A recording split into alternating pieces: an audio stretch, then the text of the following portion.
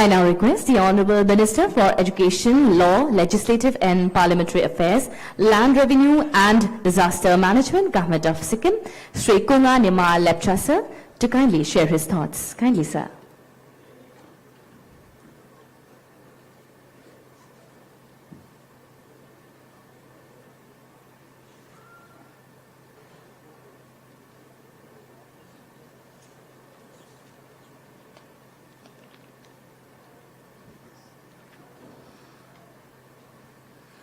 Good afternoon to you all.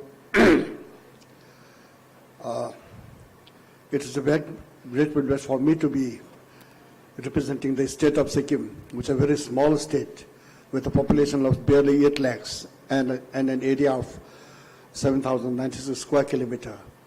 But they say that every drop of atom makes an ocean, so Sikkim can also contribute in the overall development of the nation. In today's conference, I would like to extend, on behalf of the state of Sikkim, people of Sikkim, our warmest greetings to all present here today. Honorable Union Minister for Petroleum, Shri Hardeep Singh Puri ji, Union Minister of State for Petroleum, Shri Tuli ji, all honored ministers who are present from the northeastern states, distinguished personalities representing the state government as well as union government and all stakeholders here. Multiplicity of agencies involved in delivery of physical infrastructure has always plagued the Indian cities, resulting in lack of planning and coordination.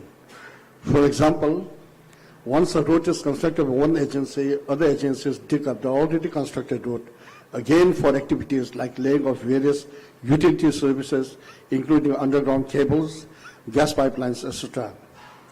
The provision for creation of Metropolitan Planning Committee and the District Planning Committee enshrined in our Constitution has not been able to yield the desired result of coordination for delivery of infrastructure, thus resulting in loss of precious capital investments leveraged from various sources, as well as causing immense inconvenience to the public at large. The scenario is no different both at the state and the national levels. Individual ministries and departments are often in silos, leading to poor planning and execution, ultimately leading to delays in the project implementation. So far, the concerted effort to bridge the gaps for effective planning and coordination have been screaming for attention only to be ignored for the reasons unknown to any logical mind. This is where the GatiShakti initiatives hope to bring a positive change, particularly in a small state like Sikkim and other northern states, hilly states. The GatiShakti is a welcome model which has been not only conceived by Honorable Prime Minister of India, but also our implementation, because we suffer quite a lot because of natural calamities, men of calamities, landslides. We have got flash floods, then forest fires, and drought. So whatever little bit of land masses we have, these are washed away.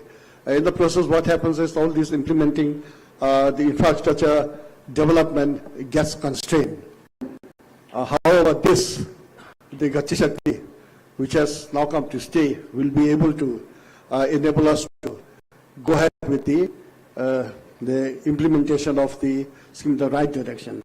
The effort of the Honorable Prime Minister Sri Narendra Modi to attempt to address this issue by launching a national master plan for multi-modal connectivity, leveraging digital technology will surely help in promoting inter-ministerial cooperation for better and faster outputs and prevent wasteful expenditure.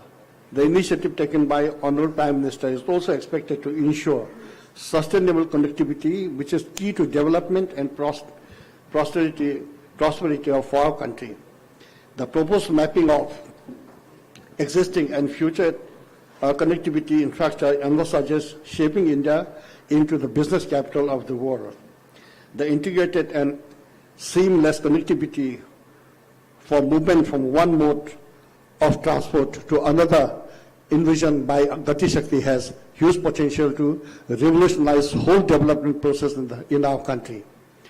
Taking a cue from the launch of this digitally powered multi-social, multi-model approach for optimization of resources and infrastructure delivery, the government of Sikkim will surely make out full efforts to follow the path of well-coordinated infrastructure serve delivery result to all levels of operation in the state. I would, however, like to draw the attention of this August House towards some of the impending issues which need to be addressed for making the effort successful. They are declining private demand and investment in the post-COVID scenario, structural problems in land acquisition leading to litigations, tedious and time-consuming process for environmental clearance leading to very slow rate of project implementation by global standards. Although GatiShakti is a much needed step in the right direction, it needs to be cemented with a stable and predictable regulatory and institutional framework to make the effort robust and sustainable.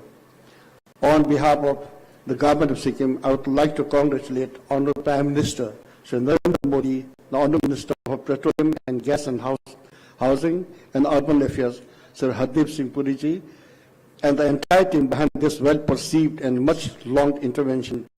Sikkim, under the dynamic leadership of our Honorable Chief Minister, fully geared up to support this national initiative and forge in the right direction. There are certain initiatives taken by the dynamic leadership of our Chief Minister. Like, as I have pointed out, Sikkim is a small state. We are constrained because of the very limited land, and more than 40% of our area is covered by forest.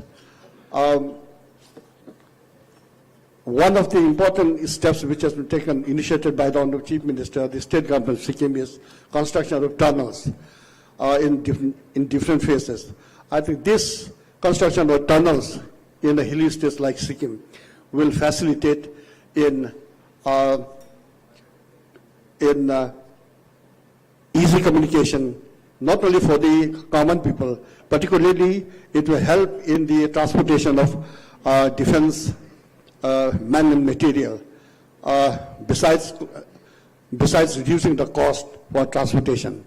With these few words, I would like to say thank you to the organizing department here for inviting us to this very important convention. Thank you very much, sir.